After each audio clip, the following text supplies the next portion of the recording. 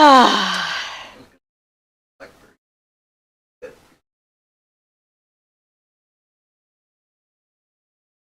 guys, as you noticed, we crashed. Apparently, the plug wasn't in all the way, and it just went like that, and poof, we were gone. So it took us a few minutes to get back up and running. So hopefully, you didn't give up on me. I doubt if you did. So, still, happy New Year's, which is New Year's, and let's get going again. Yep, got 4 users. Hey, David. Happy New Year again. Yes, that was pretty funny. It's like I noticed that little sign down there and it said low battery, and I thought, I wonder if that's a problem. And then poof, there we went. So, yes, it was a problem. But here we are again. So, Tia, yay, you're back. Yes, I had my son's 10th birthday party, very small in Samhain. We decorated pumpkins and made spooky cinnamon ornaments, Nightmare Before Christmas style. Awesome! Yeah, I tried doing some cooking yesterday, and I was going to make an innovative dessert with some frozen plums and some rice pudding that I had in the cupboard. And then we had to throw it out because apparently some of the ingredients in the rice pudding didn't taste very good. So, oh well, I made an attempt. But did make blueberry pancakes because my husband's been wanting eggs and pancakes for a while. And so I did get that going, and that did work. So we sort of were relaxed and laid back pretty much, stayed at home, and didn't do too much as far as it went. So you guys got other exciting news to tell me or questions to ask to keep me entertained and keep you entertained and whatever? Love the dark fiber arts. Hello, Siofra. I always seem to miss the live by just a few minutes. Glad I could grab this one. Yes, so am I. Glad to see you. So what have you guys been up to? I know what Tia's been up to. I have a question. It's a little long, so give me a second. No problem. Long questions usually keep me busy for a little time, and so that's fine. I started rereading a book I haven't read in a long time. I brought it in, The Rebirth of Witchcraft by Doreen Valiente, which is sort of an interesting read, especially from a historical perspective, since she was in the beginning of all of the resurgence of witchcraft and Wicca, and was Gardner's first high priestess, I think, the way it looks. So David says, went to my friend's birthday party, included an hour-long hayride. Oh, under the full moon. Wow, that sounds awesome. Our moon here was pretty spectacular, and we actually had clear skies, which is unusual for the coast. So that was pretty cool. Your wands are very large. Do you ever use smaller ones? Oh, well, these are more like staves than they are wands, and yes, I have smaller ones, but a lot of them are long. I'm kind of like, I don't know, it's like I see the piece of wood and it's like, no, I can't take that off. I need to leave that there. And, then they just get bigger that way. This is my fairy wand here, and this one is my lunar wand. And I often use both of them together on the full moon because they both work really well for that. And I tried sleeping with them, and that's why I didn't sleep well. You sleep with a wand and you're bound to have disruptions. It's kind of the way that works. Okay, so hi Violet, how are you? Love the Dark says, so we talk a lot about Samhain being the witch's new year. I recently joined a historical witchcraft group from Ireland. Some of these folks get really bothered by this and say it's not historical. Well, maybe it's not, but there's a lot of things we do that are probably not historical at this point. Would you say that this notion of Samhain being the witch's new year is a Wicca specific thing? I don't know. It sort of like depends on how you look at it. In the wheel of the year that everybody uses, this is when the sun who has died, the god has died, and is growing younger in the underworld to be reborn. So on some sense, the idea that the beginning of life has started could be a justification for this being the witch's new year, starting over again. For other people, it would probably be on the winter solstice when he actually comes back. as the infant son. So I think really when it comes to these kind of traditions, it's more what feels right for you and working with the energies that you have. And if it's important to be historically accurate, then find sources and decide that that's how you want to practice your craft. But it doesn't mean that other people are doing things wrong if they call it something different than the other people that are doing things their way. That's sort of my opinion, because magic is not really about language as much as it is about energy.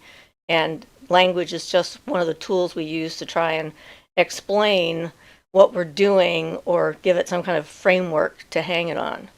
It's the energy that's the same no matter what you believe. So that would be my answer. Do you follow the ritual when retrieving your wand wood?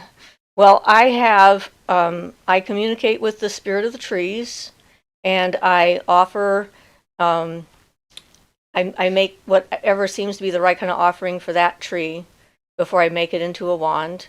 And a lot of times I've known the tree for a while before I do this. Like this piece here, this is from a yew tree, and we met this tree, I think 2 years before I actually got some wood from it. And it sort of told me about itself, and then I researched it and realized what it could be good for, and then it offered a piece. And so the last year we were there up on the power spot, we took it and it offered me this large piece. And I was like, are you sure? I mean, this seems like a lot. And it said, no, this is what I want you to take. And so I took that, and it opened up an area for the tree to be able to grow better. So it actually was doing the tree a service. And then I was able to make more than one wand out of it. This is just the one I made for myself. And I gave one to, I think, 3 or 4 pieces away for people to use the wood for their own wands. And so, yeah, it really depends. Mary says, Happy New Year. Thank you so much for your insight. I'm at work, so I can't catch, but I will listen on my ride home. I was wondering, what kind of work did you do in the prison? Okay, so when I was going up to the prison, I was basically teaching them about ritual and how to use ritual to determine their own self path, so that hopefully they could use that when they got out to not make the same mistakes that landed them there in the first place. We did the Wheel of the Year with them. May Day was interesting because I had to bring in my own tiny little maple, and sometimes I had to hold it and they ran around it, But, teaching them about the attitudes and so forth, and honoring the land and the animals, and ritual and how to do it, meditational techniques. We definitely use the sacred tree meditation and the healing meditation a lot, because I think that's just so core and important for everybody to have something like that they do on a regular basis, that kind of feeds their grounding and shielding and centering and experiencing of the different kinds of energy that they're trying to work with, and opens them up and helps to sort of balance things. And you can imagine that someone who's in prison is not exactly in a very balancing environment. So, and we did a lot of astral magic in the sense that they didn't have privacy. This was a dorm setup, so there was no single cells. There were a room with like 50 other people in it. And so I talked a lot about how you could do that inside with your, mental and astral planes, and work on that kind of aspect until you could get to the point where you could have your own space and not have to worry about it, and help them learn how to protect themselves from other people's energy. Because there's a lot of negative energy in a prison. Big surprise. So that would be what I did in the prison. And yay, I know I'm back. So Love the Dark says, I like that. It makes sense. Thank you for your insight. I always appreciate your sensibility. Okay, I'm glad that was a good answer, because that was the only one I had. So Tia says, I'm making a list of special symbols, some Egyptian, some Celtic. Do you have any symbols you work with often or suggest? So I guess it's going to depend upon, what your practice turns out to be. For a long time, I worked with the Ankh and a lot of Egyptian stuff, and it just sort of kept coming to me. At this point, I'm working mostly with the pentagram and the various, elemental pentagrams, learning more about how that works, how I can use it, what it means, and that kind of thing. So you can really delve into the core of symbolism. And I wear the triquetra, and I have got our wedding rings are the claddagh. So Irish Celtic kind of stuff comes up. When I do like my collars and stuff, I do a lot of Celtic knot work. This is my dragon collar, and it has all the Celtic knots in the wings and so forth. And I like the symbolism of the Celtic knot because it's a version of eternity, but with style, not just your little old infinity kind of thing or what have you. So the symbols only mean something if you have a relationship with the symbol itself. So somebody who doesn't believe in or understand the pentagram and what it means could use the pentagram and get zero results, because when it comes to working with the invisible worlds and energies and other planes, it's your comprehension and understanding of what you're doing that translates into power on the other side or in the other planes. So, it's like understanding the reasons why we use them and what we use them for is the most important part of that. The symbol itself is less important. It's that core understanding and developing relationship that actually is the secret, I guess, of how they work. So Griselda says, I heard my name called twice at around 3 a.m. so clearly that I got up and went to the other bedroom saying, did you call me? And forgetting what day it was and that my friend wasn't there that night. Yeah, that's always annoying and interesting. True. Every so often I get sounds. I've had a couple of times where I've suddenly heard like what sounds like a rather large crow cawing in the middle of the night when they're not out doing anything, and sometimes knocks just off in the distance. I have occasionally had bells, which is sort of an interesting phenomenon. I've gotten warnings from a group of, well, the books call them the how do they term it? The psychic police, sort of like an emergency call, sort of a thing that something major is happening, and they're trying to warn everybody who can hear it. And I had that happen once just before the school shootings started. The first one in Dunsblaine, it was before that, about 2 weeks before that. And all of a sudden, in the middle of the night, there's this like clang, clang, clang, clang, clang, clang, clang, clang, and then a word warning that followed. And I was like, okay, this is new. Haven't had that happen before, but alrighty then.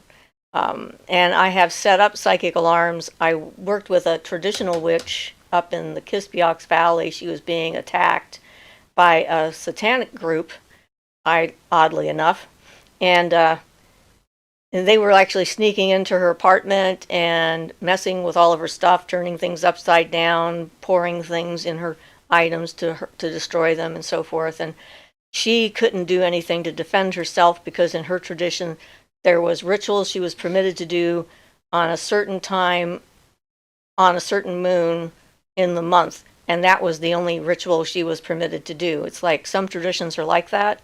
There's just, very strict about what it is. And knowing I wasn't a member of her tradition and that I was eclectic and wasn't bound by these barriers to action, she asked me to come and help. And so I went to her place and I saw what was going on, and I thought, okay, this is something real. It's happening in the physical world as well.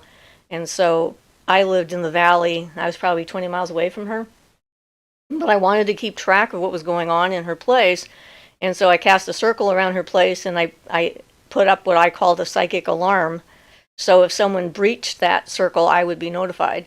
And sure enough, I'm sleeping soundly in my cabin in the middle of the woods, and all of a sudden there's this clang, clang, clang, clang. And I'm, what? what is going on? I went, oh yeah, I set an alarm. And then I could see the group trying to do something to her. And then I took my action at that point to stop them from what they were doing because it wasn't okay with me that they were just assaulting somebody on any plane, physical or psychic.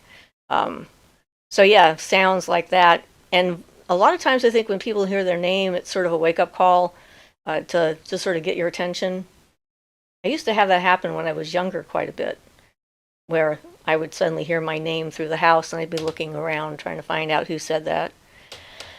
So, Love the Dark says that happens with me and my mom. I'll hear her clear as day, call my name from the other room, never mind that she's living 4 hours away.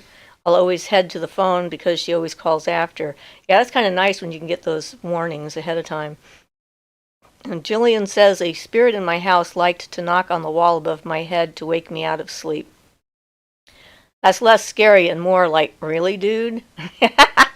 Yeah, I lived with a ghost when I was in Regina, Saskatchewan, and that was before I knew how to what to do with them.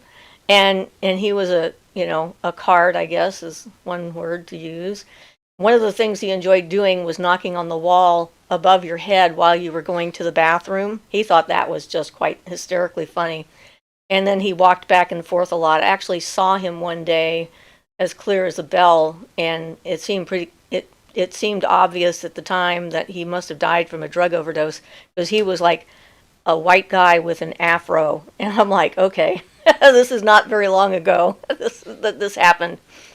And he stayed in this one room in our house, and so we were a flop house. I don't know if you know what that is, but at the time, people would just have a spare room or something in their house, and word would go out before the internet, and people coming into town who needed a place to spend the night would find out about it and come to your door. So we used that room as the flop house because, none of us wanted to live in it.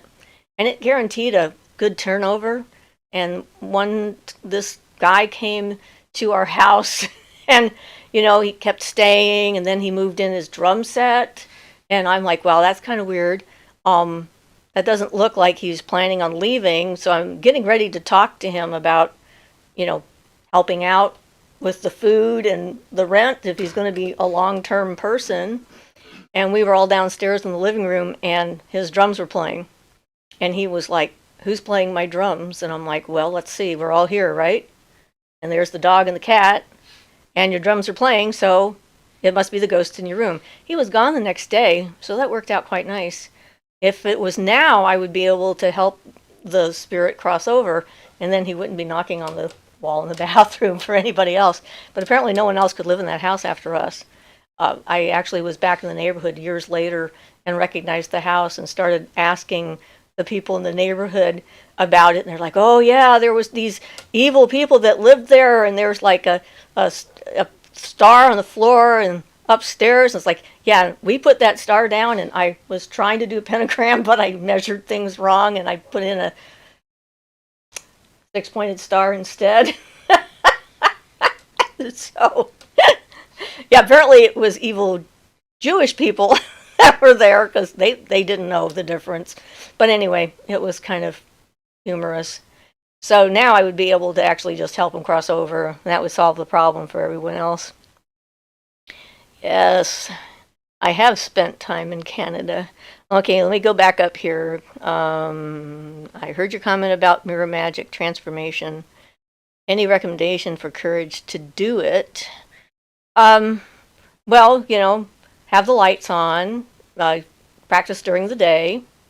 So, we have a tendency to be a lot more skittish when the lights are off because we can't see as well. Our animal instincts are much more into play.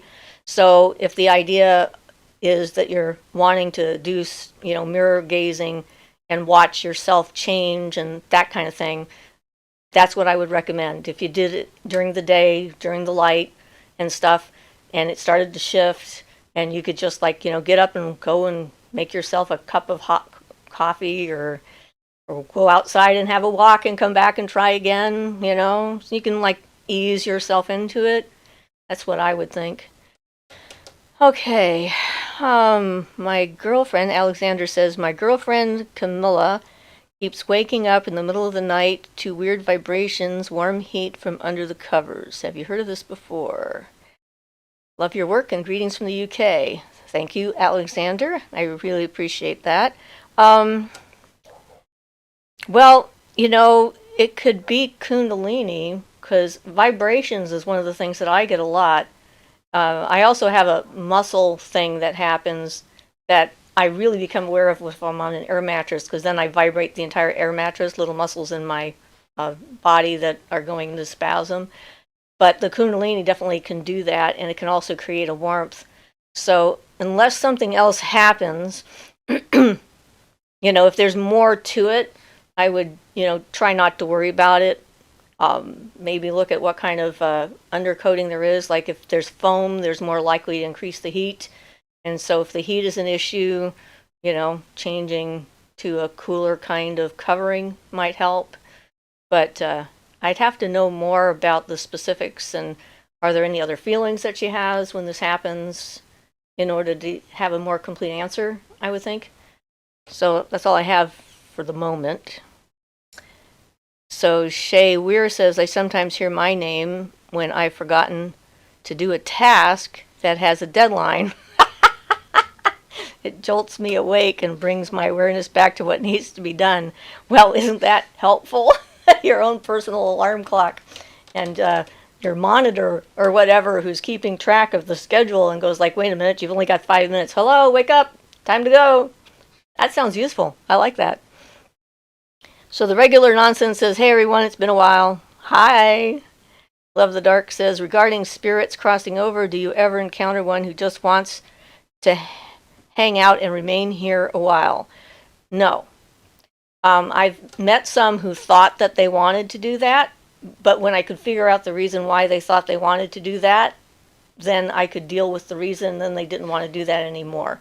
Some of them hang around because they're not sure what they're going to have, what's going to happen to them on the other side. I had a spirit of a young girl who was murdered here in town years back, and it was a house of ill repute, I guess we can call it, and she was a prostitute, and she was afraid to cross over because she believed in the Bible and Christianity and was convinced that she was going to go to hell if she crossed over.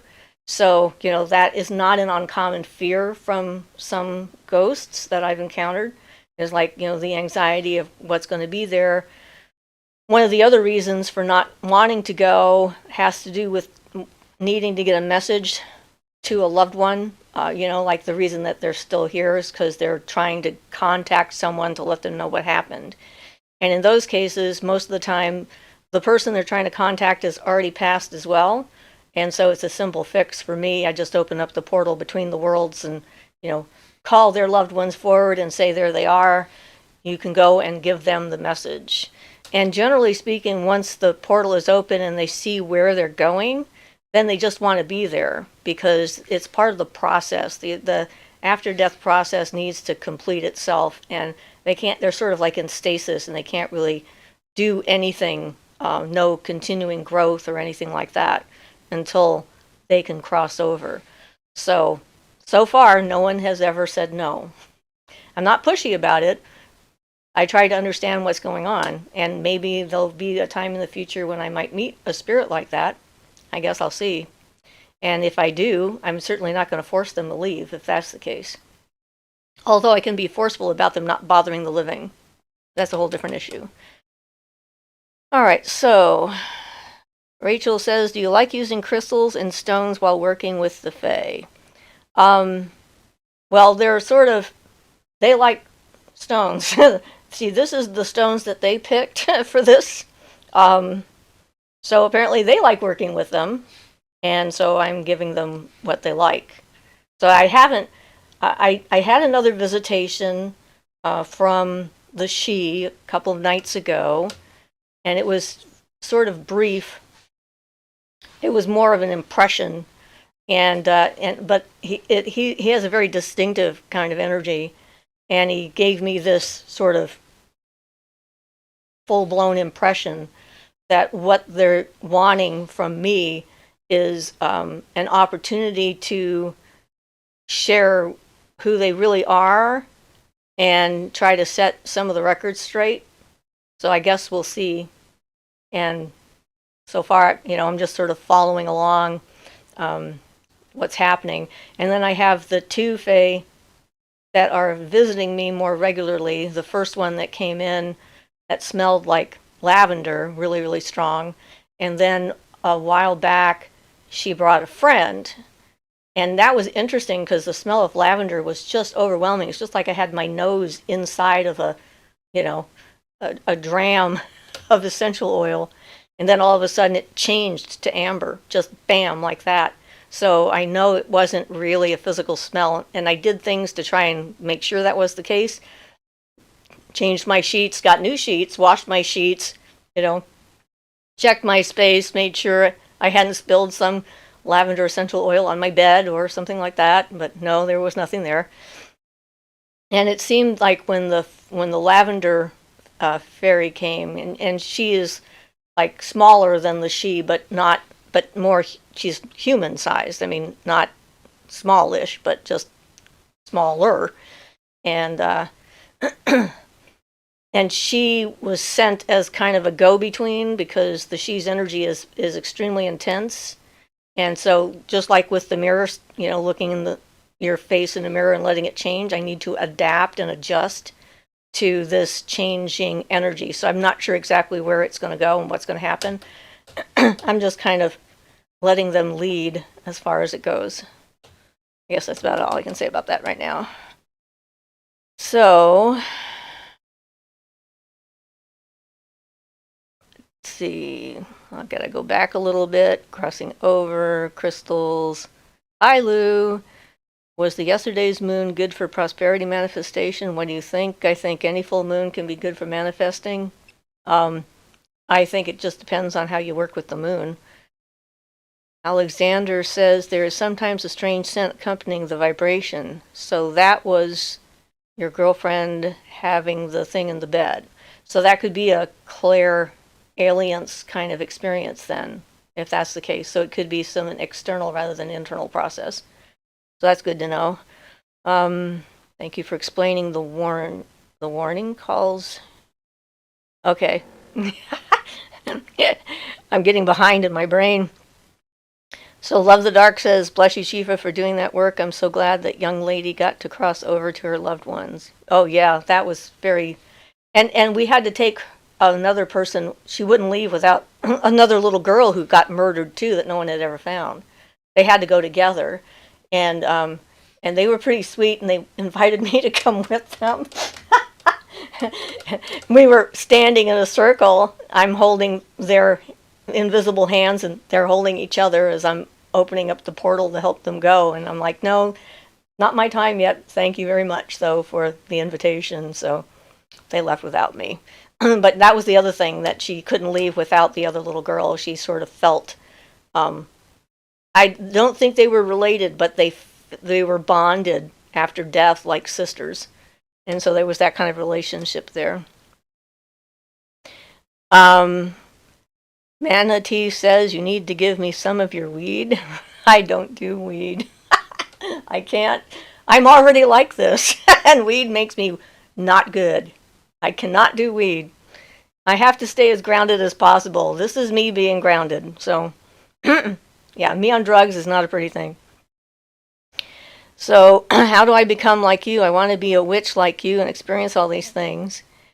Well, you just keep on going. I mean, I'm 70. So these things are, I started seeing things when I was like 4 and 5 years old.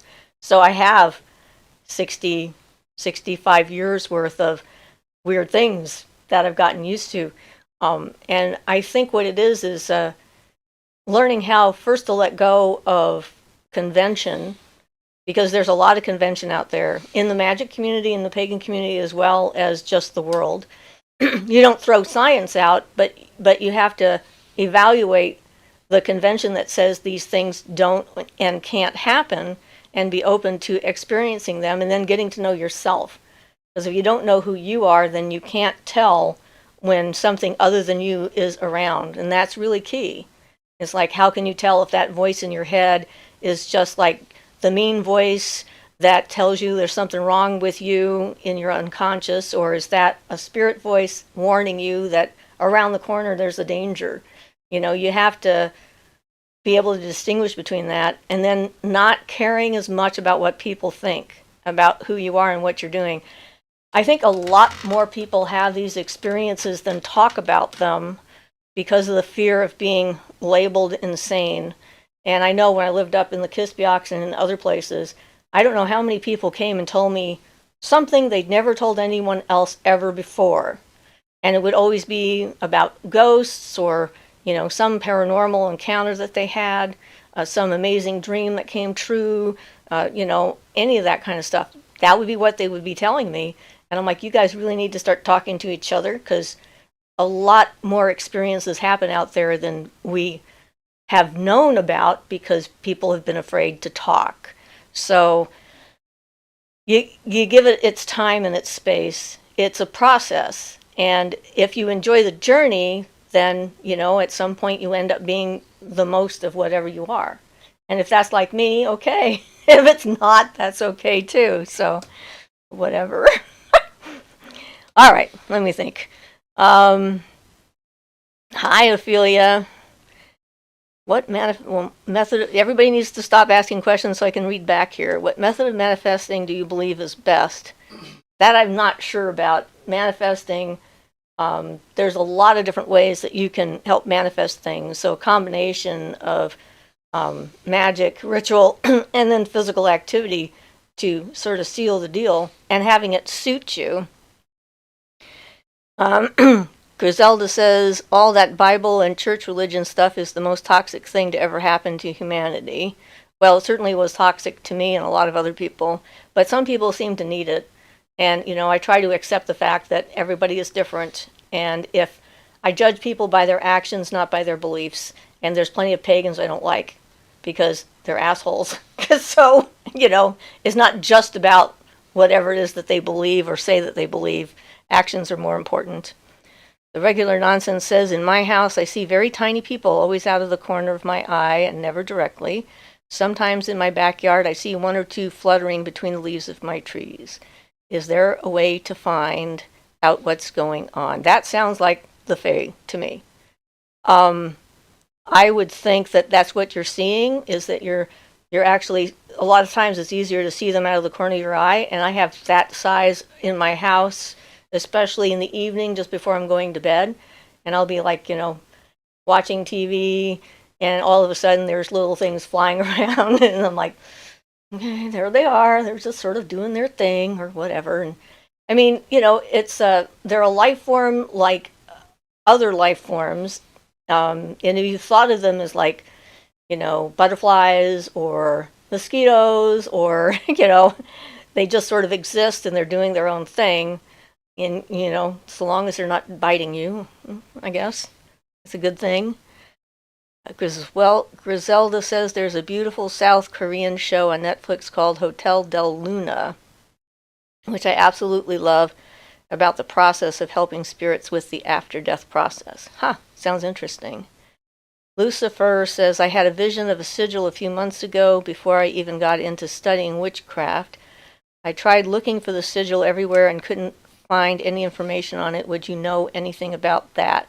Well, see, it depends upon what kind of a sigil it is. There are sigils nowadays, a lot of people are making up their own sigils where they take a phrase and then they take letters out of the phrase and then they put the letters together to make kind of a shape that they like, and they use it as like an affirmation. And so they make a picture of the phrase and they put that on the fridge or in their notebook or something where they're going to see it regularly. So every time they see it, it sort of triggers that whole process that they did, and they're trying to manifest something in their life. And they're calling those sigils. For me, a sigil is usually like a spirit seal or a planetary seal or something like that. So if you haven't been able to find it, it could either be that it's a made-up one and you're going to make it up, and then you'll figure out what it means, or it's just hard to find. And sometimes you never do, you can't always confirm everything that you get, it seems. And if you can't, you can just let it go and see what happens. let it come back if it wants to. So David says, I also found that letting go of convention is important. It took me a long time to accept my spirit attachment. Now she is just a part of my daily life. One of my friends has what she calls her steering committee, her higher guardian spirits that assist with her. So Ophelia says, I work with the Fae and the nature spirits, and I know you do too, but do you happen to live with any house Fae, brownies or anything? I don't think I have any brownies at the moment. I've seen gnomes, and I've seen some other things that are hard to describe that are kind of gnome-ish, but different. But they just come to visit. They're not like living with me. I mean, they wander through and in and out and stuff like that, because apparently this is a safe haven, I guess. They consider it one anyway. So I don't have a specific like house fairy that I'm having to like, deal with. But if I did, I would have the same things with them as I do with my cats. It's like you have boundaries, you say what isn't and isn't okay, and if they get out of hand, you let them know. You have to have boundaries, otherwise, they'll just walk all over you just like a cat. Cats are really good at that. So Denise Tabers says, I don't know what. An orange arrow and a spooky pumpkin? The Perky Pistachio says, I don't think I've ever had an encounter with the Fae. Well, maybe you haven't, or maybe they've encountered you, but you haven't noticed them. I mean, they live everywhere. They're all over the planet. Anywhere there's life, the Fae are. I've had people ask me often, how do you attract them to you? And I'm like, you don't need to. They're everywhere. That's not the problem. The problem is us being open to being able to sense them already there and then have a conversation. So, they can only do so much on their end. It's us that have to clear our own brains out and our energy out. And, if you're totally focused on like a project and everything else sort of vanishes away, reading a book, the world is gone. That's how we are most of the time as far as the Fae are concerned. We're walking around just with our head somewhere else and not paying attention to what we get around us. So that's that reason for meditation and for quieting the mind and for opening up your energies to be able to sense them, that they're there. And, you might have an encounter and then you'll go like, wow, that's what they're talking about. So Elf E says, hi, keep saving spiders at my place. The last 2 days from drowning or being smashed. They remind me to pay attention to details, the tiny. Yeah. Some people have good relationships with spiders. Apparently we are not two of those people. Although if they're not bothering me, I leave them alone. Ophelia says, I also wanted to know what your take on hexes, curses, and jinxes is. I have my own thoughts, but I want to know how you feel about it. All right, so, okay, that's supposed to be a hug. Okay, thank you for letting me know what that was. Now back to hexes, curses, and jinxes. So there is no reason why someone cannot direct negative energy towards another person. It doesn't necessarily mean it's going to work, and it doesn't necessarily mean it's a good idea. It all depends upon your particular set of beliefs and how your energy works and how you believe energy works and that kind of thing. More often than not, people who do that just have that done to them or think that they have that done to them, it's the knowledge of someone having done that to them that feeds inside their unconscious, and then you get into a feedback loop in your brain where you can only see negative things, and so every negative thing that happens feeds the idea and it keeps on going.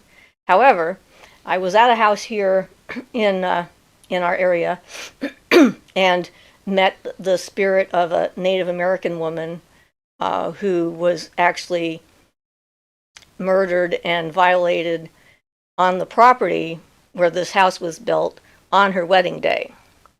And she cursed the land with her dying breath. Now, cursing something that way has got a lot more energy to it than what you might read in a book. And she she's the first spirit who gave me something like from the other side when she decided that she was ready to leave, and she handed me a feather, and I was like, okay. So I took this feather, and I didn't know why I had this.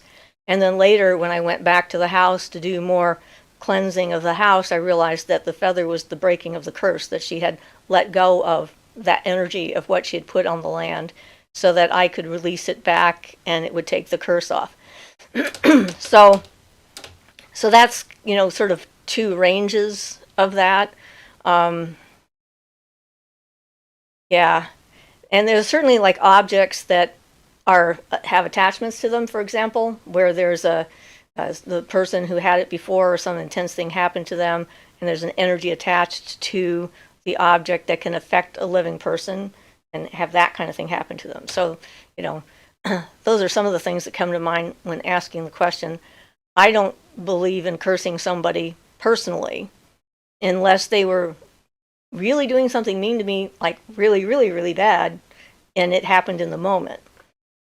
I have scared people, and they might have thought I was doing something like that.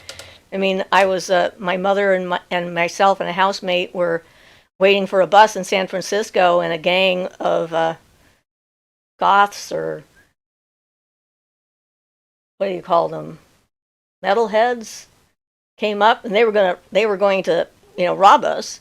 And I started casting a circle, calling in on the gods and the goddess and the powers that be and the energies of the elements and all this other stuff, and they ran away. I scared them. I wasn't doing anything to them. I was just putting up protection around myself. So sometimes it's perception as well. I hope that answers some of that, but we'll have to give that more thought because it's a good question. Dennis says, oh no, that was the hug. Goblin Frog says, the other day I found out your name, Siofra, means an elf. Right. Siofra Bradigan is spirited elf, basically. And so I took that on as a name. I had a former partner of mine who started writing books about me. And so I decided it was important for me to have a pen name. And that was the name I picked for that. And since I'm now on books that he's written about me, so, I just wanted to pick the name that he was going to be using. And so there we go. And I am sort of part elf, so it fits. How was my Halloween? Well, we just sort of hung out and didn't do much. We just sort of were quiet. We haven't seen Ian's sister since last week. And so we don't know what's going on there. So we're just, doing our usual thing and not doing much, being in our bubble. Our numbers in our area are going up like crazy. I think we've had like 110 or so new cases in a week. And we're in a small town, so that's like a lot for us. So we're just, doing our thing in our house, meditating and working on projects and whatever, watching TV shows, having fun, doing things. Okay, Regular Nonsense says, sometimes you can just play on people's ignorance of the craft in order to spook them. Yes, and I believe that they definitely thought I was either completely and totally insane or something they had never even thought was real. I don't know what they thought, but it worked. They were gone, and we got to the bus, and we were safe and got home, and yay us. Avoiding a situation like that is always a good thing, in my opinion. So...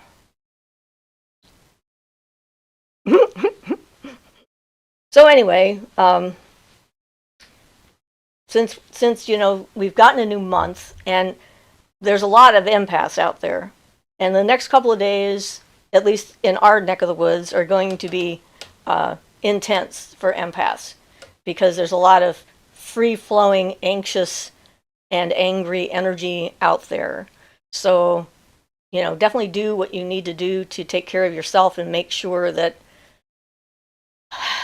you're not getting drained and affected by that whole mass of stuff. on occasion, when it's gotten this bad, I've actually wrapped my head in silk. Silk is a natural insulator. And after 9/11, I had to wear nothing but silk for probably a couple of weeks.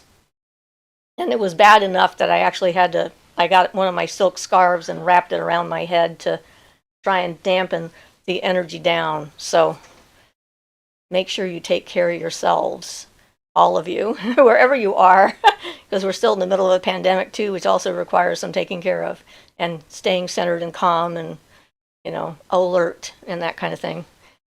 So the regular nonsense says, "You're so comforting. I'm glad to have found your channel. Please take care, and I hope your family is safe and healthy." Yes, so do we. That's our plan. So far, so good. That's all I can say. So, what do we want to talk about now? I think this week I'm going to do a video about how to make deeper connections with symbols, actually. And I think that'd be timely, considering one of the questions that we got this evening as it is. So that's kind of cool.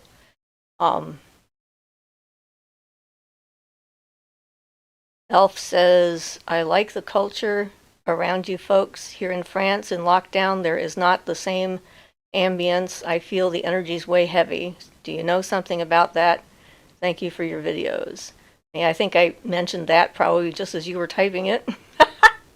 But let's see. Oh, there's one I missed. "Do you know anything about necromancy work or resources?" Now, okay, so what you mean by necromancy is contacting the dead. That would be what I do, I guess. If you mean by necromancy controlling the dead and making them do what you want, I don't. I don't know much about that, because I'm not into forcing a spirit to do my bidding. I don't know if that's what you mean or not. So,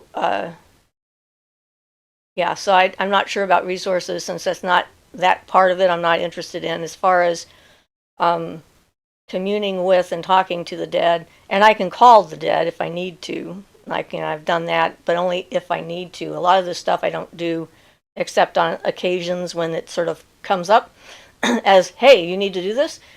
So learning better about, the centering yourself and being quiet within so that you can hear the external voices of the dead that you're trying to contact would definitely be important, I would think. It's going to depend on what your focus is. "Do you watch any Fae channels or the craft on YouTube? I watch you and Mint Fairy." Well, so far I actually haven't watched other channels, so no, because either doing the videos or planning the videos or doing the live shows and reading a book or something like that. So I haven't explored some of the other channels that are out there yet. I might in the future. We just started our Patreon page, so because some people wanted to, there's this whole thing on YouTube where you can subscribe to the channel kind of thing, but then they have this weird system of tiers and competition, and that stuff just doesn't feel like me at all. So one of my friends suggested a Patreon page, and people can just support me at whatever level they feel comfortable with, knowing they're still going to be getting me anyway. Not like I'm going to be like, holding myself back. I'm not good at that. But that's what I've been trying to learn too now, is that page and how to work it and what the options are and that kind of thing. So Ophelia says, "Let's talk about familiars and or animal totems." Yes. So I actually just had that question on one of the pagan groups the other day, and since I was reading Doreen Valiente's book, I thought and I had just read her part about familiars, because I know that at the moment the common answer to that question on most of those forums is, your pets can't be your familiars. They're just your pets. Just because you love them and they're very special doesn't mean that they're actually doing any magical help for you. Doreen says that's not true. And since she was the high priestess of Gardner, I figure she has a pretty good source, because she knew more old witches at the time who were traditional witches and had access to information that we no longer can get. So I think that it depends upon you as a person. that a living pet can be a familiar, and sometimes living pets will actually take on magical hits or illness of their owners just because, they care about their people. We had one of our cats, I think, did that when my husband was having bleeding issues, and suddenly out of nowhere she started bleeding. I mean, it was just very weird. um, so that was kind of odd. Now, spirit animals, I have two of them, and a black panther and a bear are my spirit animals. They're kind of like,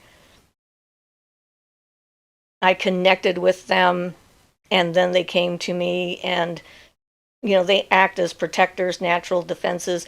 In fact, if something's wrong, something's coming, or something's off, when I go to bed at night, I'll suddenly hear them pacing and growling in my room, and see them in my mind's eye, kind of like acting out, and I'm like, okay, what's up?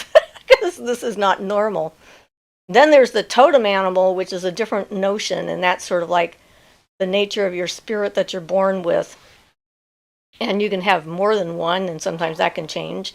And again, some people think that's what cultural appropriation, but I have so many past lives and I remember some of this stuff. I can't, I have a hard time remembering those things.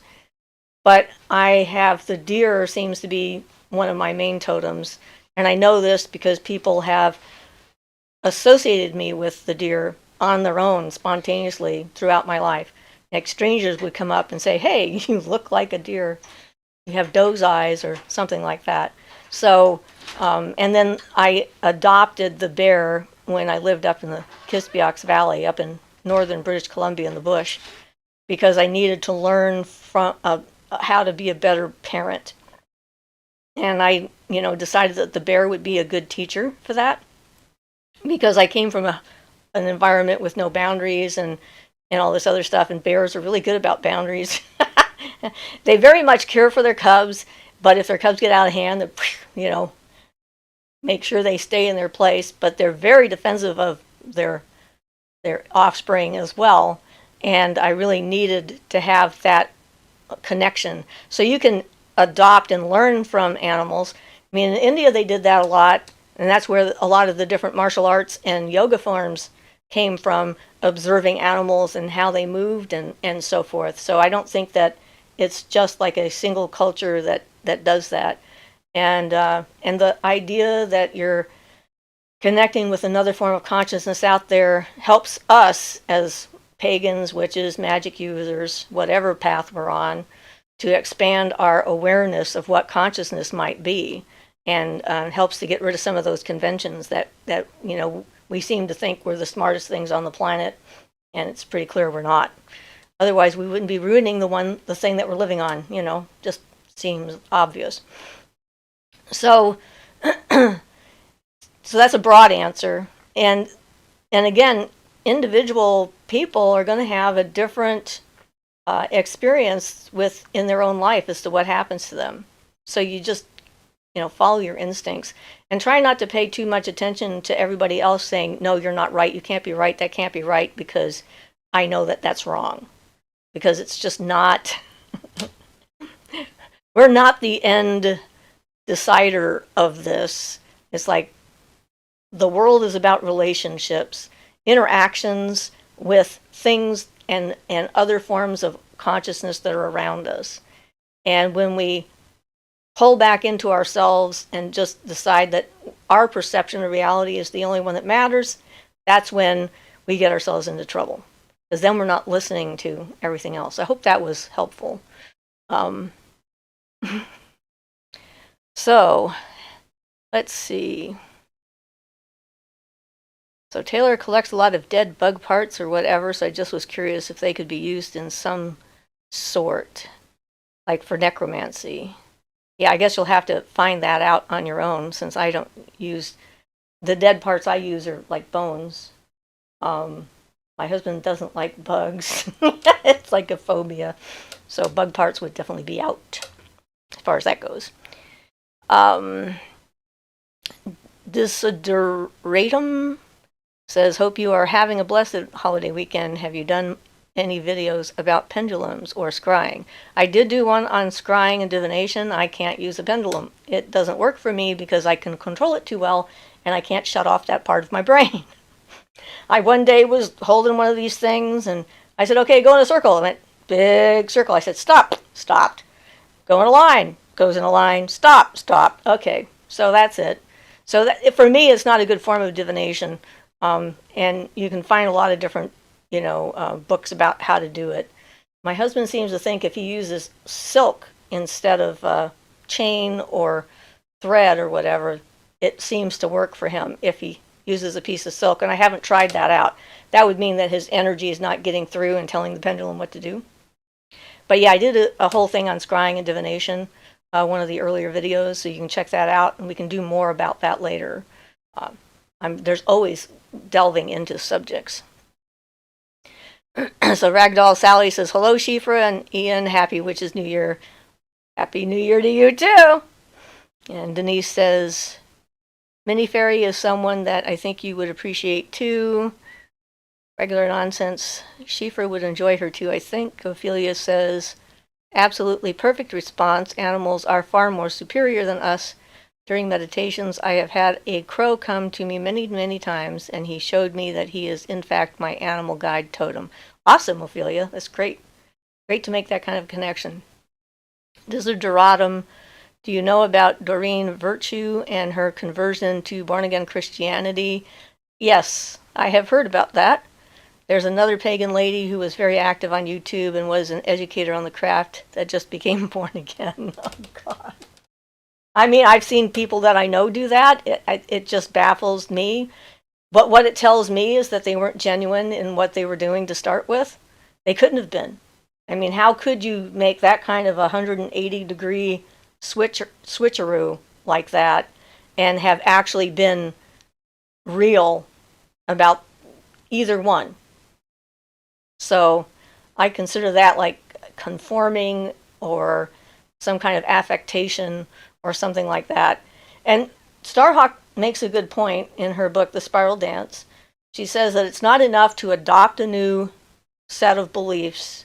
You have to replace the old set of beliefs with the new set in order for it to work. Because as soon as you're in a crisis, they all come back. So you're actually have to work through the subconscious stuff and get it out of there. And I see a lot of people on different pagan groups saying things like, I'm studying witchcraft now, but I was raised a Christian, and I'm afraid that God is mad at me, and that I'm going to go and I might go to hell because of this. So that is a good example of those things trying to come up, which is what the shadow work is for, delving down into and then deciding what you're going to believe and what is true for you and what is not. So you have to actually replace them. And I remember the first time I started dreaming about the god, the horned god, and the goddess, and encountered them in dreams. And one time I had a bunch of Christians come into my dreams, and I just like got rid of them, just like go away and leave me alone. I was just like, yay! I'm now dreaming in my chosen path. So, yeah. I don't know. I guess the spider is one of my favorite creation, like jewelry, plus they don't bite. They get rid of bugs. And oh, the silk. Yeah, their silk is very powerful and very strong. Anyway, I'm fascinated by all of the wisdom you're offering. Thank you. I'm glad that you're finding it useful. Desiderdatum says it's kind of creepy. They just suddenly became born again and totally renounced paganism. What the heck? Yeah, well, I've told you what I think about that. Shamanists become Christian in China, too. This is very weird. Shay Weir says, have you ever done a video on your favorite books and or resources? I'd be very interested. Yeah, that's a good thing. I haven't done that. It would be a good thing to put together. But I think that the value of what I have to offer is more in my direct experience of these things rather than books about things. Not that I don't think the books are helpful, but I'm certainly willing to put together a reading list. Like I said, I'm reading The Rebirth of Witchcraft from Doreen Valiente. I've read a lot of Dion Fortune. I've read a lot of books throughout the years, so. And you can get something from a book the first time you read it, and then the next time it doesn't mean anything to you. or not like the book at all, and then the next time you read it, all of a sudden it makes a lot of sense. It depends on where you're at in your head and what's happening and stuff as to what you get out of a book.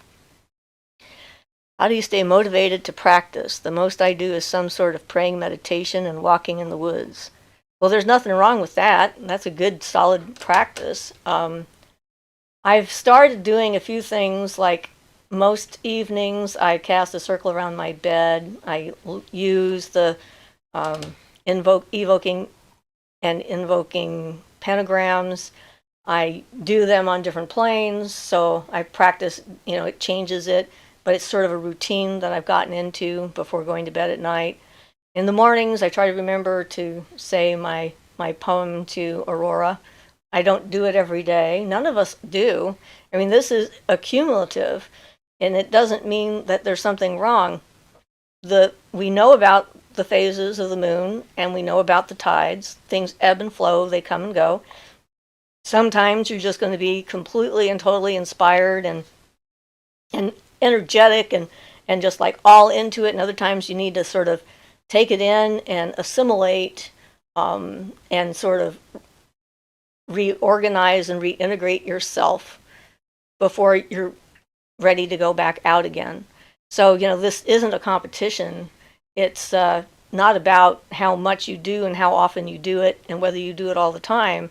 It's about an attitude that you have towards being open to new experiences and being willing to have them, and honoring yourself and where you're at. Because if you need a break, you need a break. And walking in the woods is like the best way I can think of to get in touch with nature on any level at all.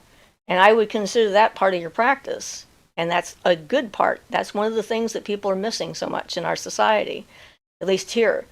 They get so much into their heads and all the other stuff that's going on, they miss all of that life force that's out there just being. And it's a refreshing place to be, and it helps to nurture our spirit. So I'm telling you not to put yourself down if you're not practicing like you think you should. So there. All right. You're welcome.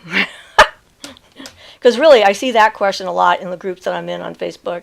Is like, people think that they're not doing it right. And it's not about how you dress. It's not about what you read. It's not about, how much stuff you have. I have a lot of stuff because I've been at this for a long time. These things don't happen overnight.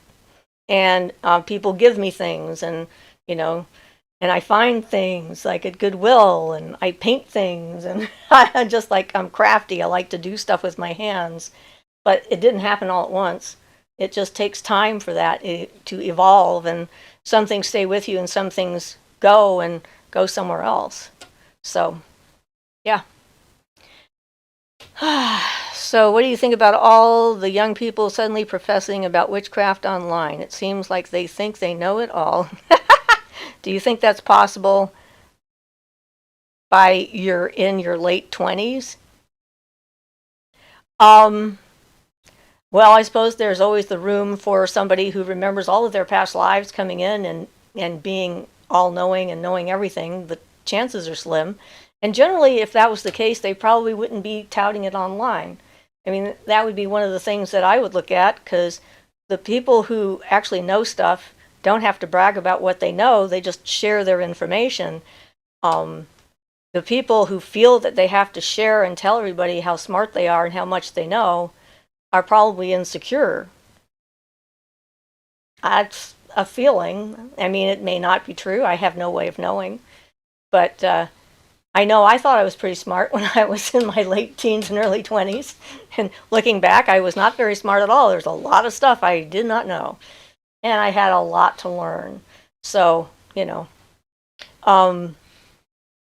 the only real concern is leading people in the wrong direction and being responsible for them following a false path because you're too confident in your own knowledge and you think that you can tell people what to do. That's one of the reasons why I don't do like psychic readings for other people. I feel it's not a good idea because my focus is helping people to learn their own truth and take charge of their own life and make their own choices and decisions. Because if somebody else tells you this is what you need to do, I've seen it in a vision, and then you follow that advice and it doesn't work, well, then you can blame them for it not working, and then you don't have a personal responsibility. You're not invested in the choice as much. And so this is about being invested in what you're doing, like making your choices, deciding your path, deciding who to talk to, not to talk to, all that stuff. All right, so let's see. Okay, we got through that. Hi, Cynthia. A walk on the beach is wonderful, yes. Binary Bill says, hi, Siofra. I'm wanting to create my own set of runes. Do you have any advice for the best material to use? Well, I've used stones, river stones. I've gone down to the beach and found, a similar sized small stones. You can use pieces of wood. The traditional. Right, you can use chunks of wood. Any particular type of wood, like oak or pine, or is there a specific type of wood that they like to use more? Probably, but I don't. Okay. You might find a better source for what kind of wood if you're going to use wood. I liked the stones because, they were easy to get. Yeah, I've seen some sets done in wood where they use the wood burning tool or whatever to carve the runes in. And with the stones, you would use some kind of paint, and the danger with the stones, of course, is that the stuff might come off unless you engrave it, and they have to be flat enough for you to engrave it. So the ones that I bought were actually ceramic, I think. I bought a set of ceramic ones, but I don't know how to do my own ceramics, so that probably wouldn't be helpful. They could make Sculpey clay if they were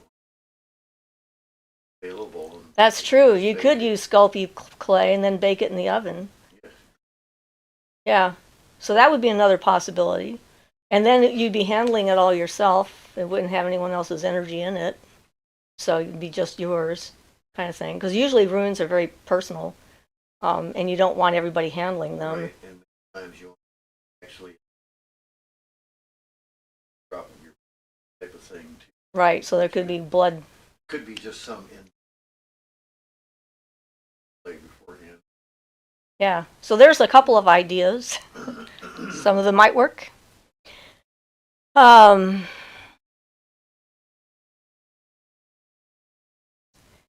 See, Shay says, the regular nonsense says, I think that depends on how you've grown up. There are young people who are raised in pagan cultures or practices of witchcraft.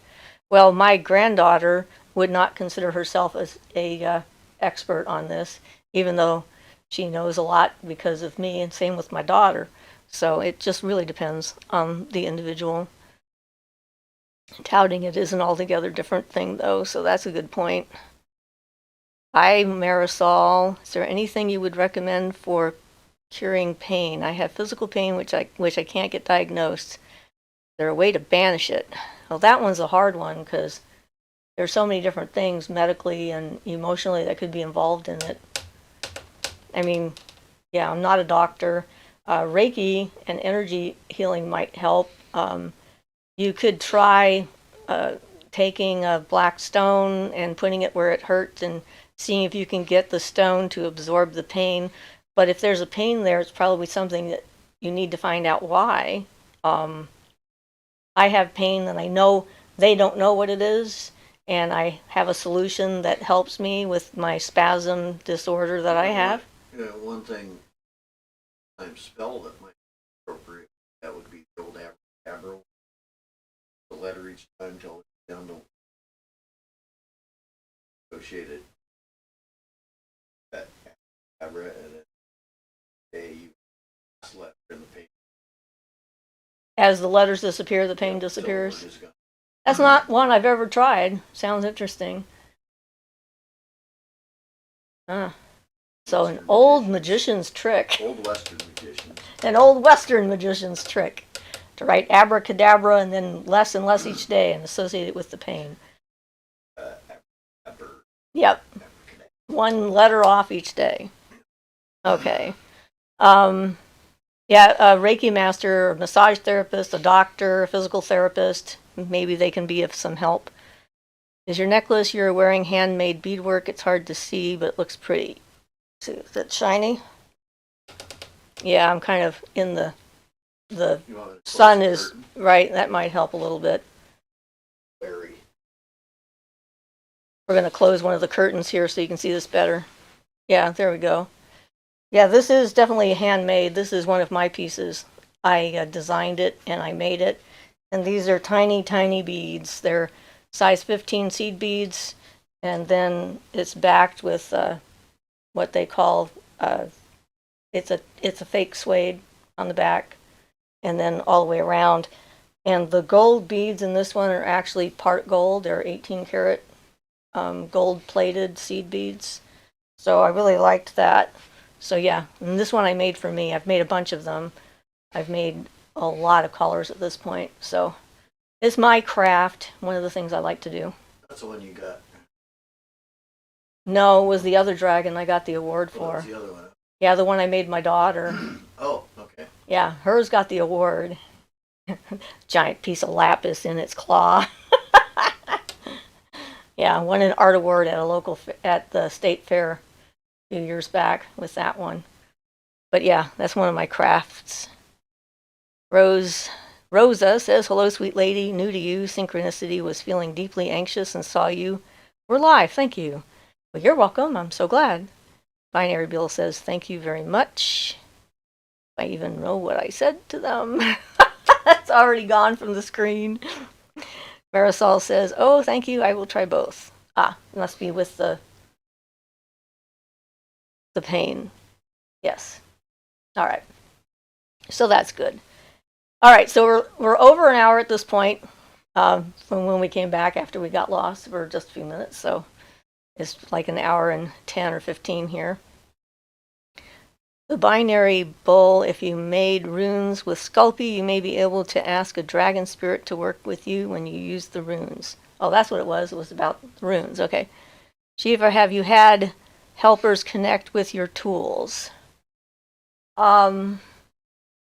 I'd have to think about that. Of course, all of my wands are actually living spirits of the trees that I work with. Well, no. Yeah, that's an actual Buddha, a Buddha spirit. It's not a tool, it's a housing for the Buddha.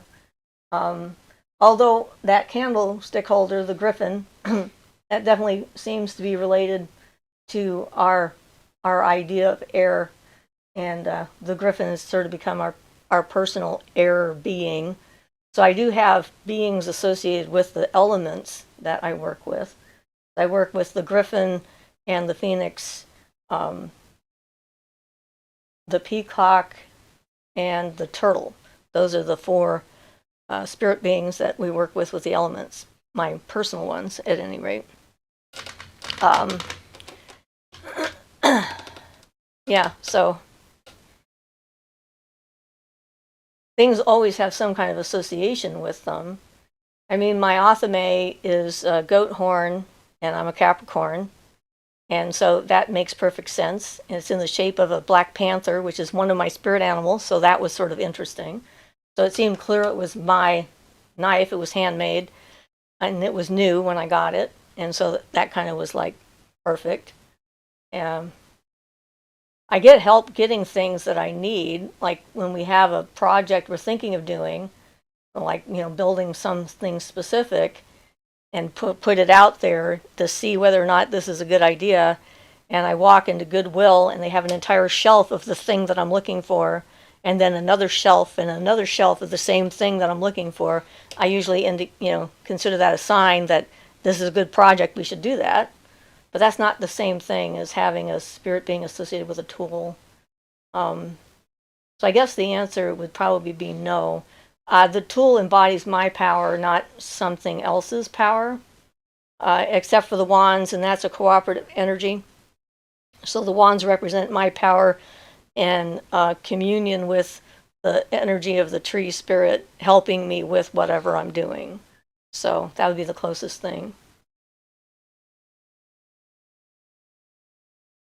That's true. The staff has got its own kind of spirit. That would be the only thing that definitely came with the spirit, both of our staffs. But they also represent our power and our connection with spirit. So, yeah, that's it. I guess. I don't know what else to say. So, okay. Yeah, there's a reason why. Speaking of Reiki, I'd love to hear you talk more about it sometime. I'm certified in Reiki level 1 and plan on taking level 2 this month. Yeah, both Ian and I are Reiki masters, and we've taken all 3 levels as far as that goes. And we certainly, I think I talk about it somewhat in my video on energy healing. So you might check that one out and see if that has something in it. Love the Dark says, "Oh, Capricorn, I knew there was one more reason to appreciate your wisdom." A fellow Cap here. Yeah, we're definitely maligned in the astrology community. We're a lot neater than they think we are. So Taylor says, "What's the difference between spirit animal and token animal?" And I know you said earlier, just forgot. A totem animal is kind of like something you're born with. It sort of says something about the essence of your spirit. Who you are at a core level. And a spirit animal can be something that chooses to work with you, or that you can choose to work with because you're trying to learn something from them. I guess that would be the easiest explanation for that. I just found one of my silk scarves. Thank you for the tip for us empaths. Yes, I'm like really trying to go low key and below the radar as much as possible right now for that. Desideratum is also a Capricorn. Taylor says, "Thanks. How does an earthbound spirit realize it's deceased?" Well, it doesn't.